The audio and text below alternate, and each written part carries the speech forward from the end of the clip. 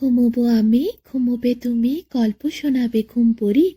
হালকা আলো, চোখ বন্ধ, চলো একটা গল্প শুনি। রাতের গল্প বাংলায়। আজকের গল্প, দুই রাজকন্যা। এক দেশে ছিল এক রাজা। তার ছিল প্রচুর ক্ষমতা, কিন্তু তিনি ভীষণ দয়ালু মানুষ ছিলেন। দেশ ও দেশের মানুষদের প্রতি তার ছিল অসীম ভালোবাসা। প্রজাদের সুখ দুঃখে তিনি সবসময় তাদের পাশে থাকতেন। তাদের আনন্দ বেদনা নিয়ে সারাক্ষণ ভাবতেন। ফলে সেই রাজ্যের মানুষরা খুবই সুখী ছিল। কোনো কিছুর অভাব ছিল না তাদের। তারা রাজাকে প্রাণের থেকেও বেশি ভালোবাসত। কিন্তু রাজার মনে ছিল না শান্তি। দারুণ অসুখী ছিলেন তিনি, কারণ তার একমাত্র সন্তান, রাজ্যের রাজকন্যা, খুব অসুস্থ। সে দাঁড়াতে পারে না, বসতেও পারে না, কথাও বলতে পারে না। দিনরাত কেবল তাকে বিছানাতেই শুয়ে থাকতে হয়। রাজকন্যার বয়স 16-17 বছর, কিন্তু দেখতে এখনো শিশুর মতোই লাগে। তার ভীষণ কষ্ট। সবার মতো সে চলাফেরা করতে পারে না। মনের কথা বলার ভাষা নেই তার মুখে। ক্ষুধা পেলে কাউকে বলতেও পারে না। জীবিত থেকেও সে যেন মৃত, সবার মাঝে থেকেও সে যেন সবার থেকে দূরে। রাজকন্যার এত কষ্ট রাজা আর সহ্য করতে পারে না। যত দিন যায় রাজার মনে দুঃখ কষ্ট ততই বাড়তে থাকে। একদিন মনের দুঃখে রাতের অন্ধকারে কাউকে কিচ্ছু না বলে রাজা বেরিয়ে পড়লেন রাজপ্রাসাদ ছেড়ে চলে যাবার জন্য। সবাই তখন গভীর ঘুমে অচেতন। তার পোশাক পাল্টে তিনি সাধারণ পোশাক পরলেন আর বেরিয়ে গেলেন রাজপ্রাসাদ থেকে। তারপর আর কখনো রাজা রাজপ্রাসাদে ফিরে আসেননি। তিনি ঘুরেছেন নানা দেশে। এরকমই বছরখানেক পর একদিন তিনি ঘুরতে ঘুরতে পৌঁছে গেলেন একটা জঙ্গলে। কি ভয়ঙ্কর সেই জঙ্গল! বাঘ, ভাল্লুক, নানা বিষাক্ত সাপে পরিপূর্ণ। এদিকে হঠাৎ রাজার ভীষণ ক্ষুধা পেয়ে গেল।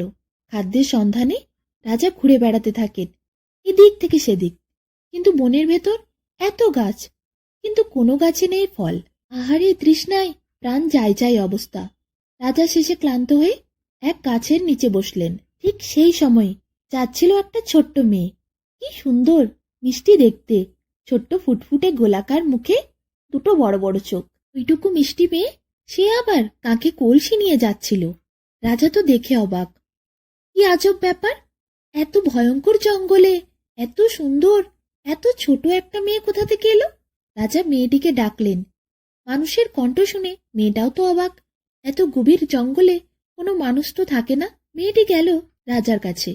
রাজা বলল, মা, দারুণ তৃষ্ণা পেয়েছে, একটু জল খাওয়াবে?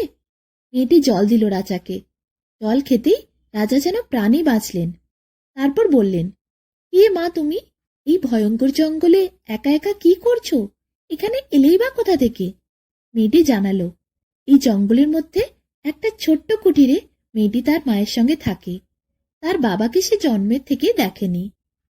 মায়ের শরীর খারাপ, খুবই অসুস্থ তিনি, তাই তাকেই এখন সব কাজ করতে হচ্ছে। সে জঙ্গলের থেকে ফুল তুলে মালা গেঁথে সেটা বিক্রি করে। তারপর বাড়ি ফিরে এসে ঘরের সব কাজ করে, জল নিয়ে যায় বাড়ির জন্য।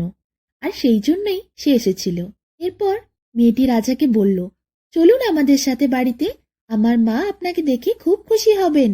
মেয়েটির কথায় রাজা কেমন যেন অভিভূত হয়ে গেলেন।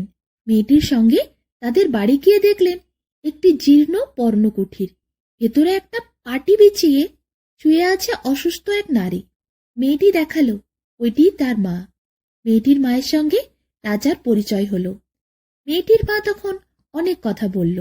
রাজা জানতে পারল তার মেয়ের যেদিনে জন্ম সেই দিনেই এই মেয়েরও জন্ম হয়েছে। রাজার এটা শোনার পর মনে যেমন ভীষণ কৌতূহল জাগলো, সেরকমই তীব্র মমতাও জাগলো। কিন্তু রাজা তার নিজের পরিচয় দিলেন না। কেউ বুঝতেই পারল না যে তিনি আসলে একজন পরাক্রমশালী রাজা। এরপর রাজা সেই কুটিরে তাদের সাথে রয়ে গেলেন। মেয়েটির মাকে তিনি তার বোনের মতো স্নেহ করতেন। আর মেয়েটি ছোট থেকেই তার বাবাকে দেখেনি। রাজাকে পাওয়ার পর তাদের দুজনের এত ভালোবাসা, এত মিল হয়েছে, ছোট্ট মেয়েটি রাজাকে বাবা বলে ডাকতে শুরু করে। তার সাথেই থাকে, সারাক্ষণ গল্প করে। বনের ভেতরে একসাথে ফুল কুড়িয়ে মালা বানায়। রাজা সেই মালা বাজারে বিক্রি করে আসে। ছোট্ট মেয়েটি যায় জঙ্গলের ভেতরে নানা গাছের থেকে নানা রকম সুন্দর ফুল তুলে আনতে। এমন করেই দিন যায়। তো ছোট্ট মেয়েটিকে পাবার পর রাজা যেন তার সব দুঃখ ভুলেই গেছেন। মেয়েটিও ভীষণ খুশি। কিন্তু একদিন হয় কি, ওই ছোট্ট মেয়েটি জঙ্গলের ভেতরে ফুল তুলতে যায়, আর রাজা গেছিলেন বাজারে কিছু মালা বিক্রি করতে। এমন সময় জঙ্গলের ভেতরে ছোট্ট মেয়েটিকে দেখে ফেলে। রাক্ষস ছুটে যায় ছোট্ট মেয়েটির দিকে তাকে খাবার জন্য। এদিকে মেয়েটি রাক্ষসকে দেখে ভয় খেয়ে যায়, কিন্তু তারপর সে প্রাণ বাঁচানোর জন্য ছুটতে থাকে। ছুটতে ছুটতে সে তাদের কুঠিরের কাছে এসে পৌঁছায়, কিন্তু ওই দুষ্টু রাক্ষস সেও মেয়েটির কুঠিরের কাছে চলে আসে। এরপর মেয়েটি কিভাবে রাক্ষসের হাত থেকে বাঁচবে কিছুই বুঝতে পারে না। সে ভয়ে কান্না করতে থাকে। ঠিক সেই সময় রাক্ষস ছুটে এসে এক গ্রাসে তাকে গিলবে বলে হাঁ করে আর মেয়েটিকে ধরতে যায়। কিন্তু তখনই রাজা ফিরে আসে। রাজা দেখতে পেয়েই ছোট্ট মেয়েটিকে বাঁচানোর জন্য এক মুহূর্তের মধ্যে ঝাঁপিয়ে পড়ে রাক্ষসের ওপর। রাক্ষসের সাথে বিশাল যুদ্ধ শুরু হয় রাজার। রাজা কিন্তু জানতেন কিভাবে রাক্ষসদের পরাজিত করতে হয়। রাজা জানতেন রাক্ষস বধের মন্ত্র। এর আগে রাজা অনেক রাক্ষসকে পরাজিত করেছেন, রাক্ষস বধও করেছেন। তাই ওই রাক্ষস রাজার সাথে যুদ্ধে পেরে ওঠে না। শেষে সে পরাজিত হয়ে যায়। রাজা তাকে বধ করতে চায়। তখন রাক্ষস কেঁদে কেটে আকুতি মিনতি করে বলে, মহারাজ, আমায় প্রাণে মারবেন না। আপনি আমায় দরকার হলে দাস বানিয়ে রাখুন, কিন্তু আমাকে বধ করবেন না। মহারাজ তো অবাক হয়ে যায় রাক্ষসের কথা শুনে। বলে, তুমি কি করে জানলে যে আমি রাজা? রাক্ষস বলে, আমি জানি, সব সত্য আমি জানি। রাজা বলে, কি সত্য?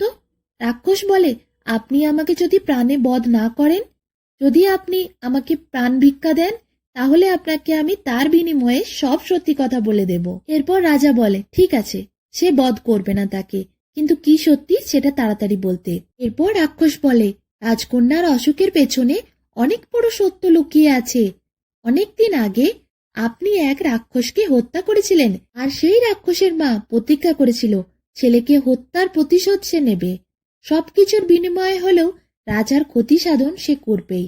যখন রানী কন্যা সন্তানের জন্ম দিয়েছিলেন, তখন সে মায়ার দ্বারা রাজপ্রাসাদে প্রবেশ করেছিল এবং সবার অজান্তে সে সেই ছোট্ট রাজকন্যাকে নিয়ে এসে এই কুঠিরে ফেলে দিয়ে গেছিল, আর সেখানে রেখে এসেছিল এক জাদুর কন্যাকে। সে হলো বাস্তবে আপনার আসল রাজকন্যার অর্ধেকাংশ।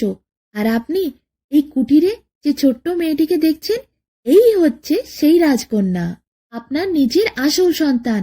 আর এই রাজকন্যারই অর্ধেকাংশ রয়েছে আপনার রাজপ্রাসাদে। ওদের দুজনকে যদি কোনো পূর্ণিমার রাতে এক বিছানায় শোয়ানো যায়, তবে তারা দুজন মিলে হবে সম্পূর্ণ মানুষ। রাজা রাক্ষসের এইসব কথা শুনে ছুটতে গিয়ে তার ছোট্ট মেয়েকে বুকে জড়িয়ে ধরে নিল। মেয়েটি তার মাকে নিয়ে রাজার সাথে ফিরল রাজপ্রাসাদে। এদিকে রাক্ষসকে দাস করার জন্য রাজা নিয়ে গেল তার রাজপ্রাসাদে। বহুদিন পর রাজা তার মেয়েকে খুঁজে পেয়েছে। রাজা খুব খুশি। এদিকে রাজাকে ফিরে পেয়ে তার প্রজারাও খুব খুশি। এরপর এক পূর্ণিমার রাতে দুই রাজকন্যাকে এক বিছানায় শোয়ানো হলো। পরের দিন সকালে দেখা গেল ঘর থেকে বেরিয়ে আসছে এক অপূর্ব সুন্দরী রাজকন্যা। রাজা তো খুব খুশি, তার রাজকন্যাকে সে ফিরে পেয়েছে। আর রাজকন্যার কোনো অসুখ নেই, রাজকন্যা একদম সুস্থ। এরপর রাজা, রানী, রাজকন্যা, প্রজা সবাই মিলে সুখে শান্তিতে দিন কাটাতে থাকে। আর রাক্ষস, সে তো রাজার দাস হয়ে রয়ে যায়। রাজপ্রাসাদে সে থাকে আর রাজার যত শক্ত শক্ত কাজ সে রাজাকে করে দেয়।